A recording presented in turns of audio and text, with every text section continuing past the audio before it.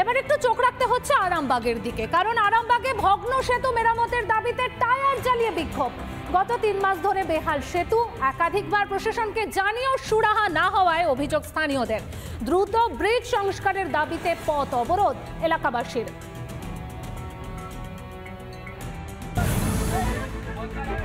তিন মাস ধরে সংস্কার হচ্ছে না ধসে যাওয়া সেতু, চরম সমস্যা এলাকাবাসী। চাষের কাজ থেকে নিত্য যাতায়াত, ব্যাহত সবকিছুই। সেতু মেরামতির দাবিতে পথ অবরোধ করে বিক্ষোভে সামিল স্থানীয় বাসিন্দারা। প্রায় 12-14টা গ্রামের মানুষজন যাতায়াত করতে পারছে না।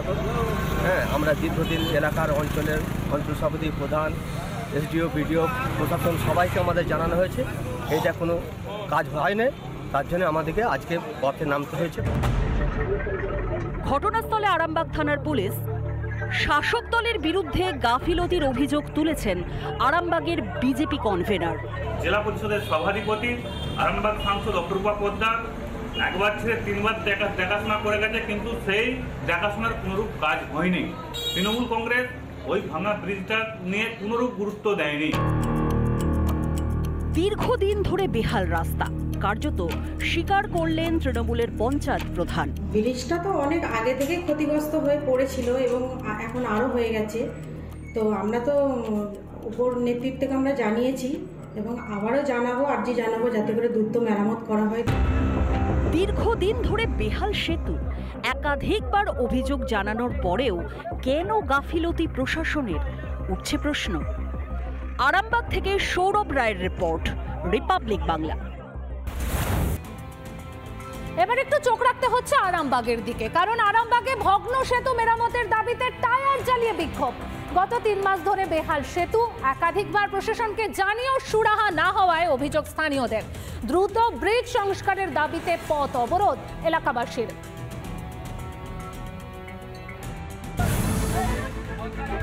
3 মাস ধরে সংস্কার হচ্ছে না ধসে যাওয়া সেতু, চরম সমস্যা এলাকাবাসী। চাষের কাজ থেকে নিত্য যাতায়াত, ব্যাহত সবকিছুই। সেতু মেরামতির দাবিতে পথ অবরোধ করে বিক্ষোভে সামিল স্থানীয় বাসিন্দারা। প্রায় 12-14টা গ্রামের মানুষজন যাতায়াত করতে পারছে না। আমরা দীর্ঘদিন এলাকার অঞ্চল সভাপতি, প্রধান, এসডিও, বিডিও, প্রশাসন সবাইকে আমাদের জানানো হয়েছে, এইটা কোনো কাজ হয় না। তার জন্য আমাদেরকে আজকে পথে নামতে হয়েছে। ঘটনাস্থলে আরামবাগ থানার পুলিশ। শাসক দলের বিরুদ্ধে গাফিলতির অভিযোগ তুলেছেন আরামবাগের বিজেপি কনভেনার। জেলা পরিষদের সভাধিপতি আরামবাগ সাংসদ অপরূপা পোদ্দার একবার ছেড়ে 3বার দেখাশোনা করে গেছে, কিন্তু সেই দেখাশোনার কোনোরূপ কাজ হয়নি। তৃণমূল কংগ্রেস ওই ভাঙা ব্রিজটা নিয়ে কোনোরূপ গুরুত্ব দেয়নি। দীর্ঘদিন ধরে বেহাল রাস্তা, কার্যত স্বীকার করলেন তৃণমূলের পঞ্চায়েত প্রধান। ব্রিজটা তো অনেক আগে থেকে ক্ষতিগ্রস্ত হয়ে পড়েছিল এবং এখন আরও হয়ে গেছে।